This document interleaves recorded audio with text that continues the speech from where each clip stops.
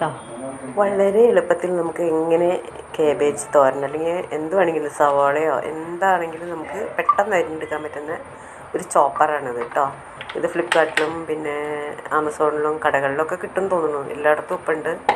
നമുക്ക് വളരെ ഈസി ആയിട്ട് ഇതെല്ലാം എന്ത് വേണമെങ്കിലും ഇഞ്ചി വെളുത്തുള്ളി ഒക്കെ നമുക്ക് ചിക്കനിലേക്ക് വേണ്ട കാര്യങ്ങൾ എല്ലാം നമുക്കിതിൽ അരിഞ്ഞെടുക്കാൻ പറ്റും. വളരെ ഈസി ആയിട്ട് നമ്മൾ ഇത്തിരി വലിയ കഷ്ണമായിട്ട് കേബേജ് ആണെങ്കിലും കുറച്ച് വലിയ കഷ്ണമായിട്ട് മുറിച്ച് ആദ്യം വയ്ക്കുക. ക്യാരറ്റ് ആണെങ്കിലും എന്നിട്ട് അത് ഇതിലേക്ക് ഇട്ട് കൊടുക്കുക. ഇട്ട് കൊടുത്തിട്ട് ഇങ്ങനെ ഇട്ട് കൊടുത്തിട്ട് നമ്മൾ അതുകൊണ്ട് മൂടി ഇങ്ങനെ മൂടി കൊടുക്കുക. അതിനുശേഷം അതിൻ്റെ അടുത്ത് തന്നെ അതാ അതുകൊണ്ട് അതായത് ഒരു നൂലുമായിട്ടൊരു സാധനമാണ് അത്. അതുകൊണ്ട് നമ്മളൊന്ന് വല്ലാതെ ശക്തി എടുക്കാതെ വേണം എടുക്കാൻ കേട്ടോ. Okay, thank you. Good morning. അപ്പം നമ്മളിന്ന് ഒരു എഗ് റോസ്റ്റാണ് ഉണ്ടാക്കാൻ പോകുന്നത് കേട്ടോ. അപ്പോൾ അതിൻ്റെ സവാള ഞാൻ 2 സവാള അരിഞ്ഞിട്ട് ചെയ്തിട്ടിട്ടുണ്ട് കേട്ടോ. പിന്നെ ഇനി നമുക്ക് സ്പൈസസ് എല്ലാം ചേർക്കണം. സവാള നല്ലോണം ഒന്ന് വാടി ഒരു ബ്രൗൺ കളറാവട്ടെ. അപ്പം നമുക്ക് പട്ട, ഗ്രാമ്പു, ഏലക്ക, പിന്നെന്താ മുളക് പൊടി, മഞ്ഞൾപ്പൊടി, മല്ലിപ്പൊടി ഇങ്ങനെയുള്ള എല്ലാ സംഭവങ്ങളും കൂടി ഞാൻ അരച്ച് വെച്ചിട്ടുണ്ട്. ഫ്രിഡ്ജിലിരിക്കുകയാണ്. അപ്പോൾ അതെടുത്തിട്ട് ഇതിലൊന്ന് ആഡ് ചെയ്യണം. പിന്നെ 4 എഗ്ഗ് എടുത്ത് വെച്ചിട്ടുണ്ട്. അതൊന്ന് നമുക്ക് പുഴുങ്ങിയെടുക്കണം. അപ്പോൾ നമ്മുടെ എഗ് റോസ്റ്റ് റെഡിയാവും. അപ്പോൾ ഞാനിതിൽ ടൊമാറ്റോ ചേർത്തിട്ടുണ്ട് കേട്ടോ. ബാക്കി മസാലയും ചേർത്തിട്ടുണ്ട്. ഒരു 2 ചുള വെളുത്തുള്ളി, ഒരു കഷ്ണം ഇഞ്ചി, പച്ചമുളക് ഇത്രയും കൂടി ഇതിൽ ചേർത്തിട്ടുണ്ട് കേട്ടോ. എല്ലാം ഇട്ട് കഴിഞ്ഞു. എല്ലാം മല്ലിയില ഇല്ല. മല്ലിയില ഇട്ടെങ്കിൽ അടിപൊളിയായാണ്. പക്ഷേ മല്ലിയില ഇല്ല.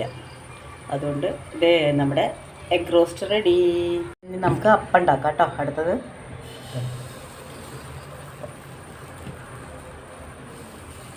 നല്ലോണം പൊങ്ങി വന്നിട്ടുണ്ട്. ഞാനിതിൽ തേങ്ങയൊന്നും ചേർത്തിട്ടില്ല കേട്ടോ. ഇത്തിരി ഉലുവയും പിന്നെ ഇത്തിരി സോഡാപ്പൊടിയും ചേർത്തിട്ടുണ്ട്. വേറൊന്നും ചേർത്തിട്ടില്ല. വെറും ഉലുവ മാത്രം ചേർത്താലും നല്ല അടിപൊളിയായിട്ട് പൊങ്ങി വരും. അടച്ചു വെച്ചു. അപ്പോൾ ഇതാ നമ്മുടെ അപ്പം എഗ് റോസ്റ്റ് റെഡിയായി. അപ്പോൾ ഇതാ ഞങ്ങളുടെ അപ്പം റെഡി. അതിന് എഗ് റോസ്റ്റാണ് കേട്ടോ. Egg roast ready. ചായ റെഡി. അപ്പോൾ ഞാനൊന്ന് കഴിക്കട്ടെ. കഴിച്ചാലോ? നമുക്ക് ഒരുമിച്ച് കഴിച്ചാലോ? ഇതാ ഇഷ്ടമായോ? അടിപൊളിയാണ് കേട്ടോ.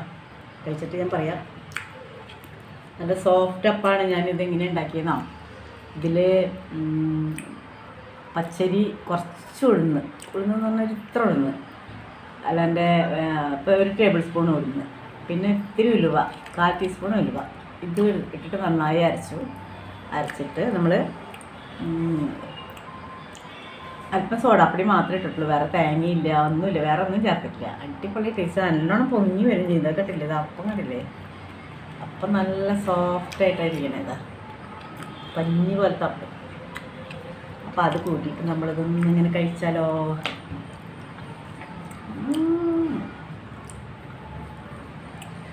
പൊളിയാണ് കേട്ടോ.